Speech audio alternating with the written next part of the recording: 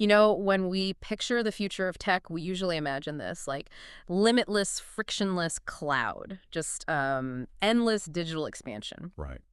But you look at today's news, and suddenly that cloud hits a very hard, very messy concrete wall.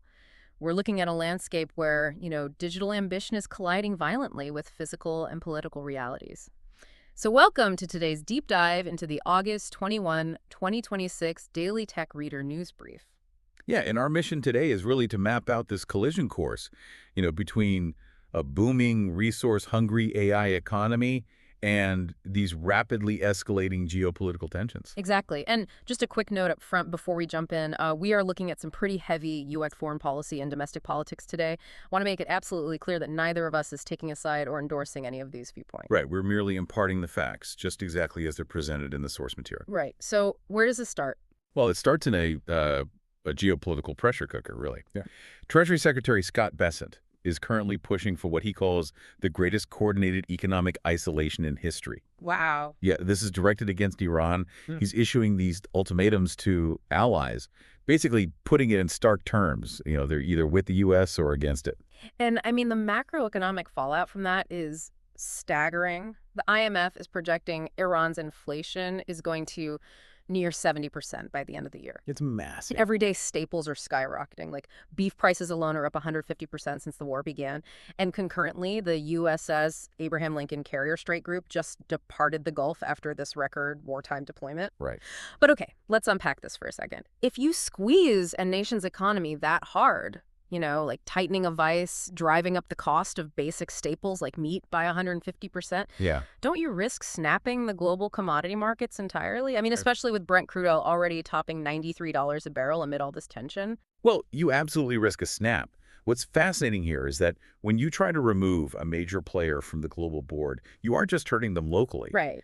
You create a massive supply shock. That geopolitical pressure, it immediately translates into higher energy prices worldwide because the global market is, they're pricing in the risk of a wider conflict disrupting supply routes. Yeah, that makes sense. So the physical world is essentially choking on this tension, and the cost of everything from transport to manufacturing just goes up. And those skyrocketing energy prices are exactly what makes our next topic so volatile. Because while physical commodities are under intense pressure, digital capital is on this massive energy-hungry spending spree. Oh, absolutely. I mean, Anthropic is prepping for an IPO targeting a $2 trillion valuation. $2 trillion. Yeah. And they're reportedly hitting $65 billion in annualized revenue. Right. And we had to put that in perspective, I think.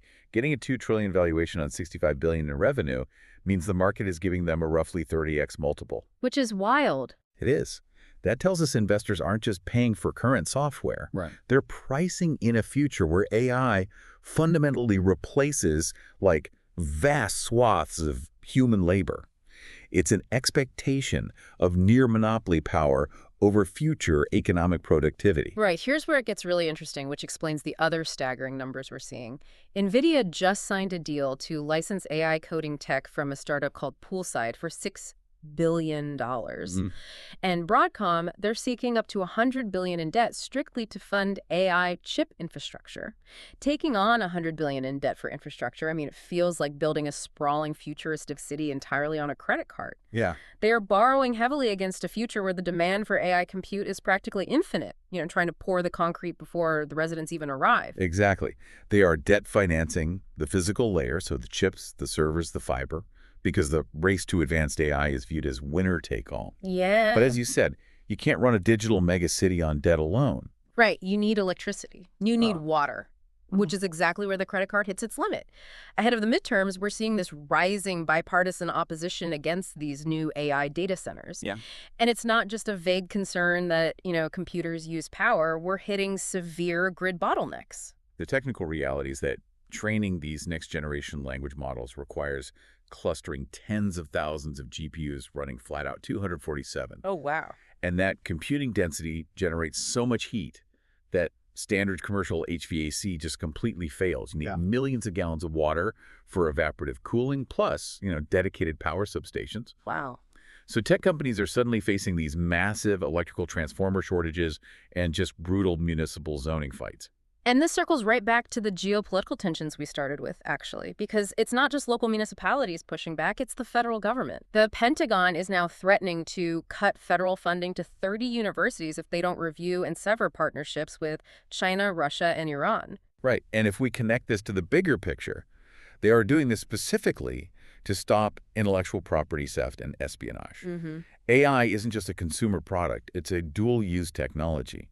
Advanced AI models are considered critical national security assets now. Yeah, that makes sense. So the Pentagon sees university research labs as these kind of porous borders, so they are slamming the door shut to protect the underlying algorithms from the exact states being targeted by those economic sanctions we discussed. So this limitless digital cloud is actually anchored right in the middle of global conflict and gridlocked infrastructure. I mean, so what does this all mean? It directly impacts our local communities and, with energy prices spiking, our wallets. Exactly.